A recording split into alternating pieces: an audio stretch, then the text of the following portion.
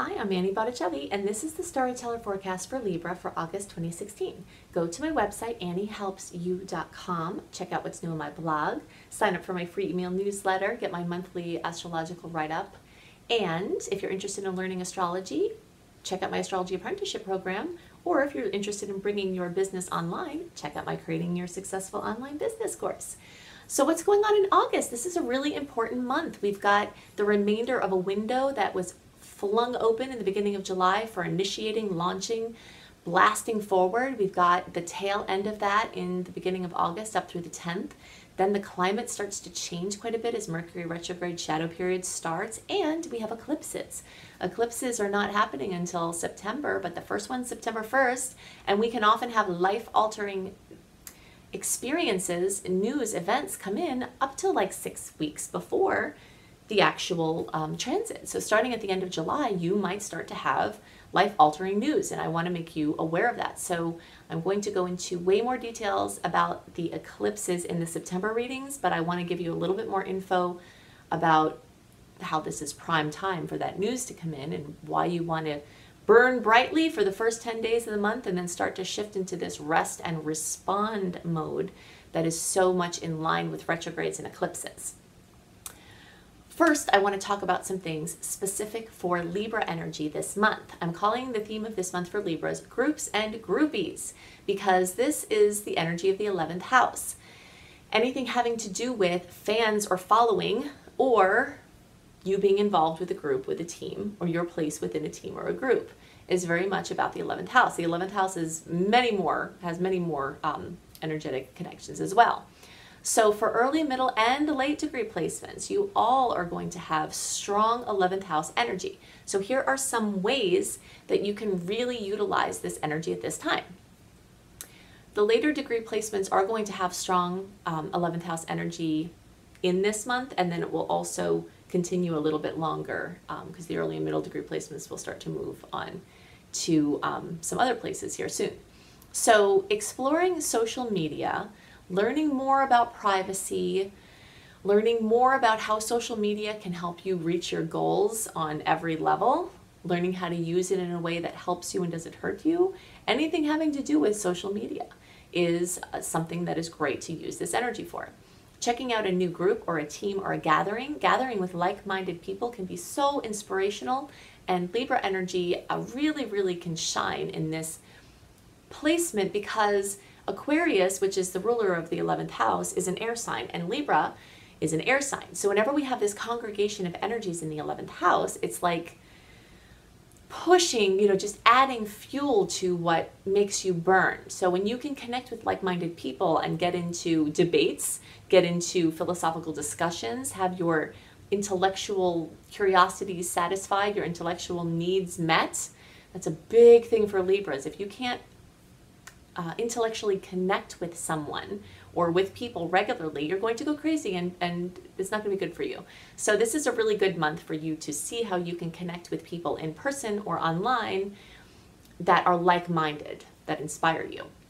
Something else that's great about this energy is it's very inventive. Uranus rules the 11th house, and Uranus rules invention and technology. So if you have a really good idea, you could have one this month that you could develop into something that could be really important, or even just having a brainstorming session to solve problems.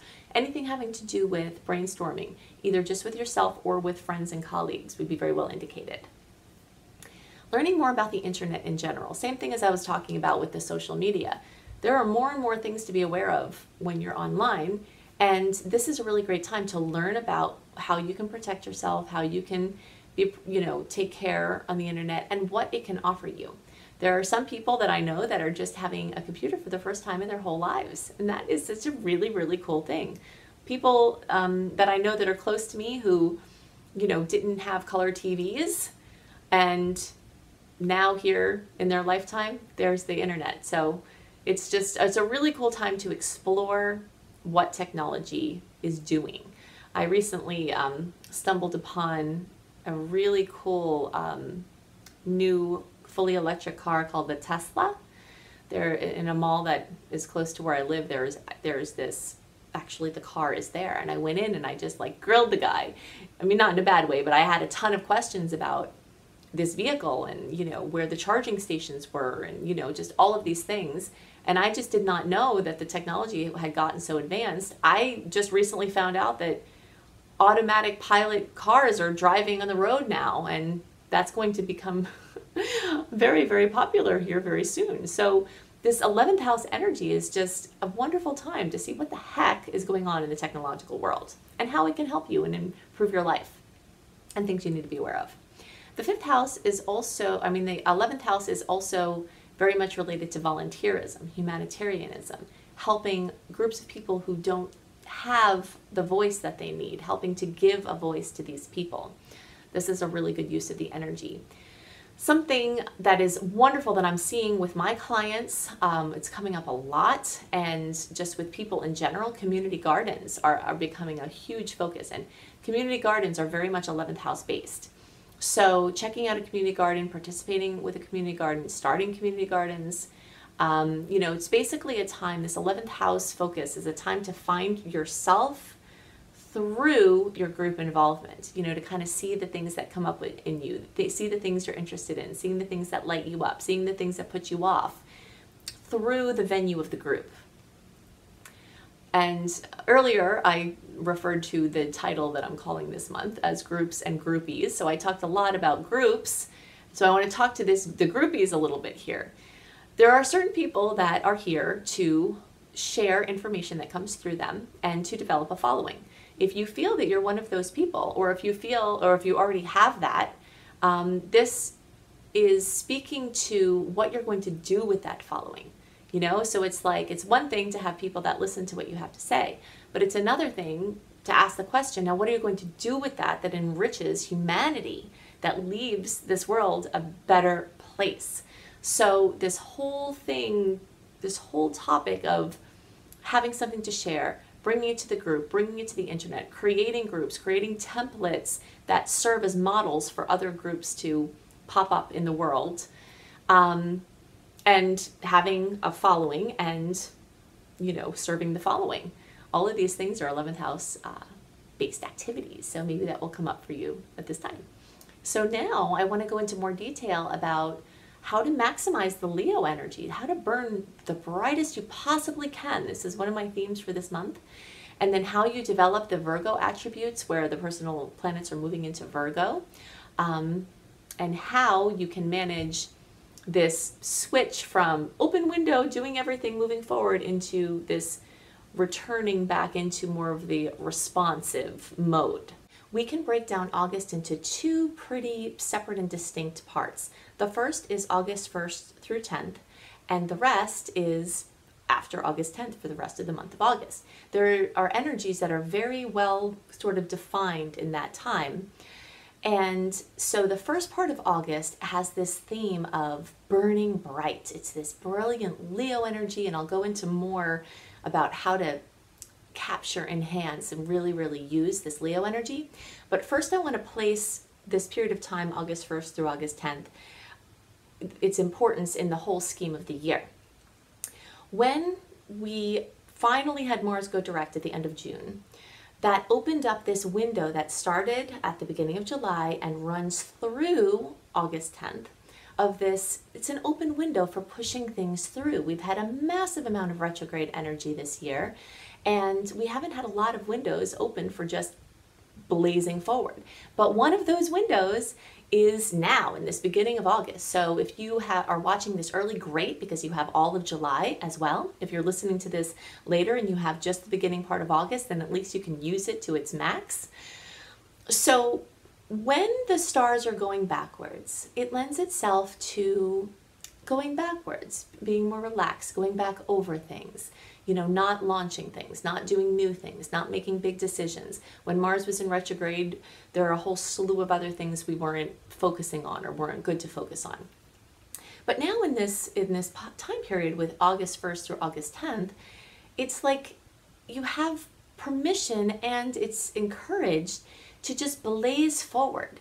So anything that you have to get done, you know, any kind of launches, any bringing something out into the world, anything where you're doing something officially, like getting an LLC or getting engaged or even getting married, or anything that you're locking into place for a while. This energy is just so good for that. And there are some really beautiful dates. August 1st with Venus and Uranus in a beautiful transit. We've got August 2nd with the new moon in Leo. We've got August 10th with a Mercury and Pluto trine. And there are some other really nice transits throughout the rest of August.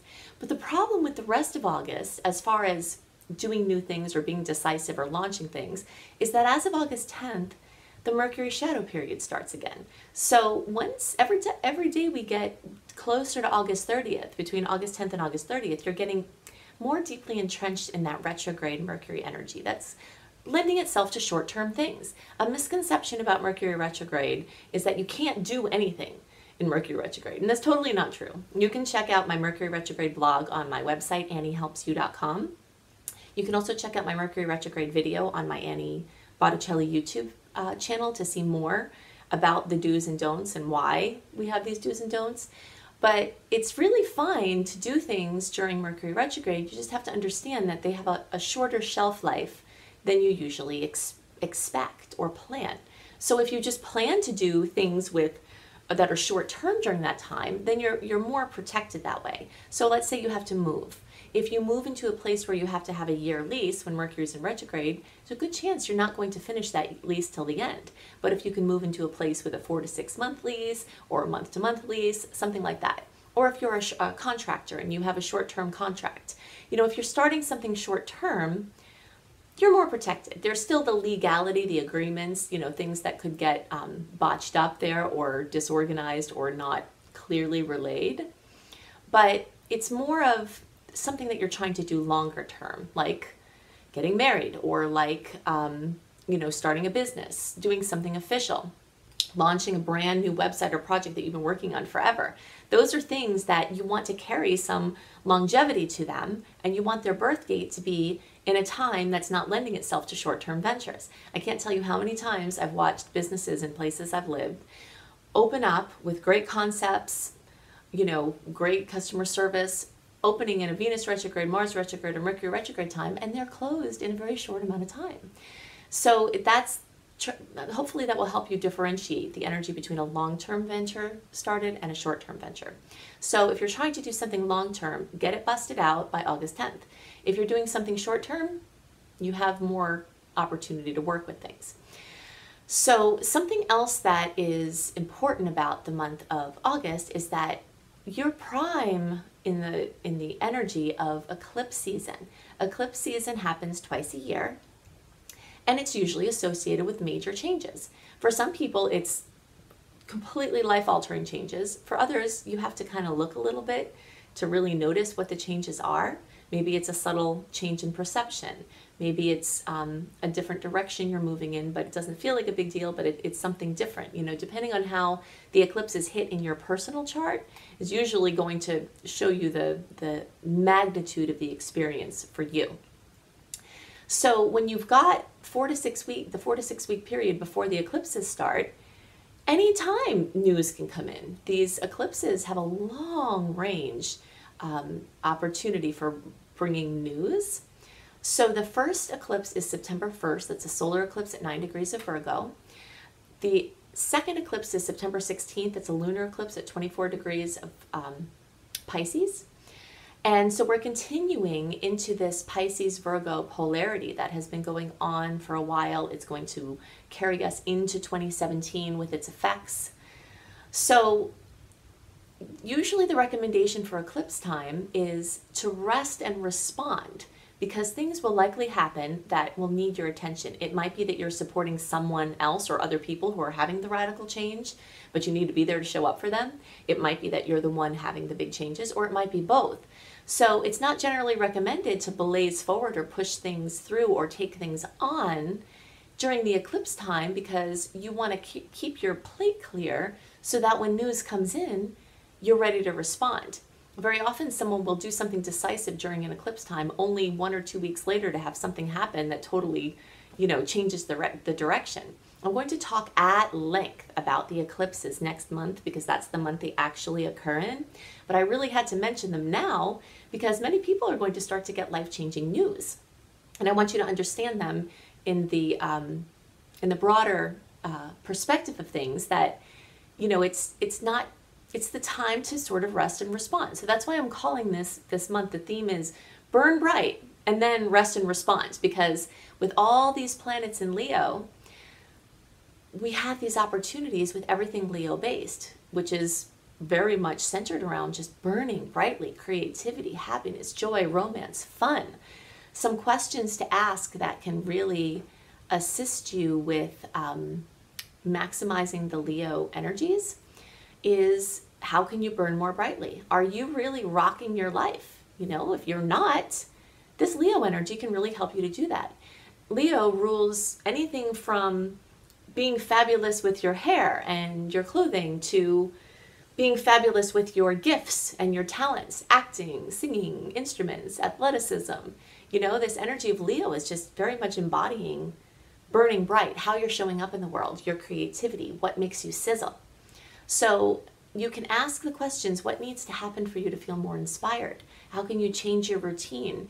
How can you bring things into your life that make you feel excited and ready to burn bright?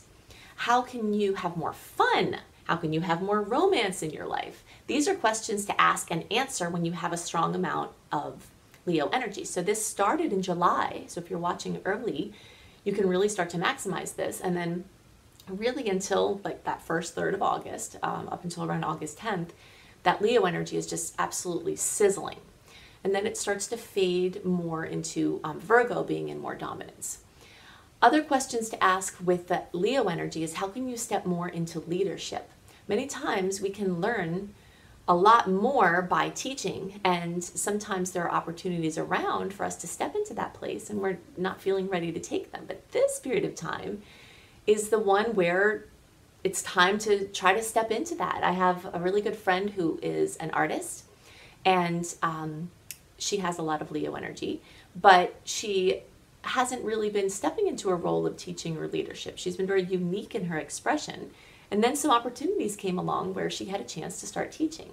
And that makes me think of this energy where she was like, gosh, I've never done that before. And she was almost going to say no to it, except that I happened to be there with her when this opportunity was presented. And I was like, hello, you need to do that right now. And that's what this energy is like. If you don't think of yourself as a teacher, if you don't think of yourself as someone that can stand before someone and lead them into something, maybe it's time to rethink that, because so many people are really supposed to be stepping into that, and this is the energy that can assist you.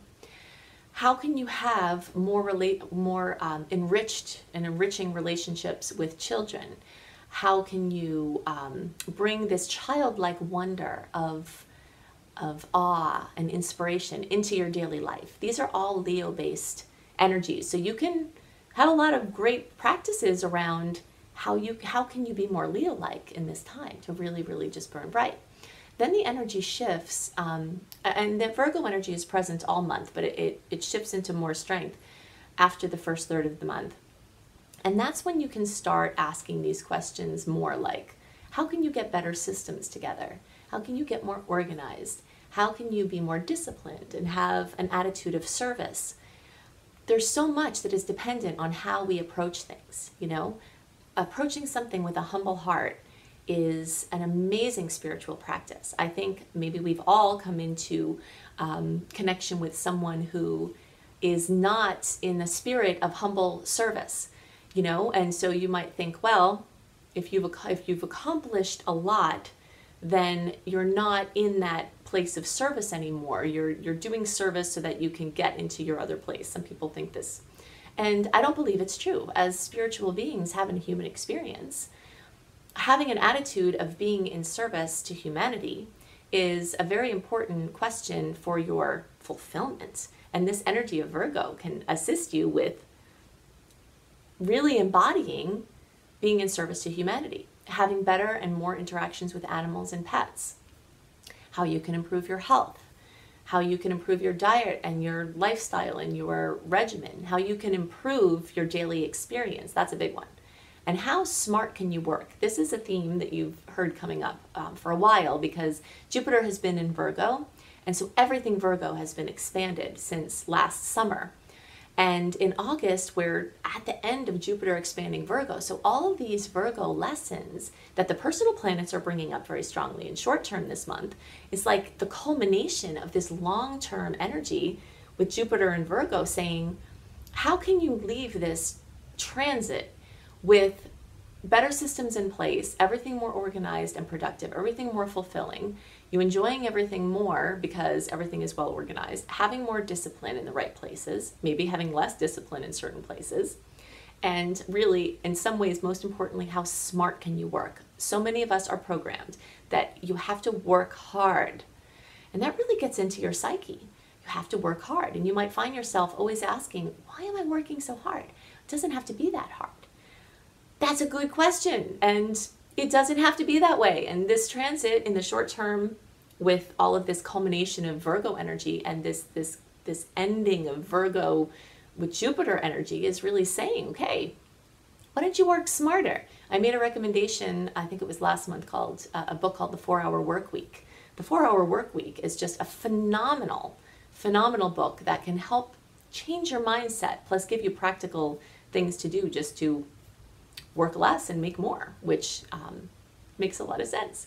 So the overview of the month again is the first third of the month, August up through August 10th. You want to burn bright, do all your launches, do all your initiating, and then start to move into this rest and response mode. Mercury goes retrograde August 30th. That runs through September 22nd.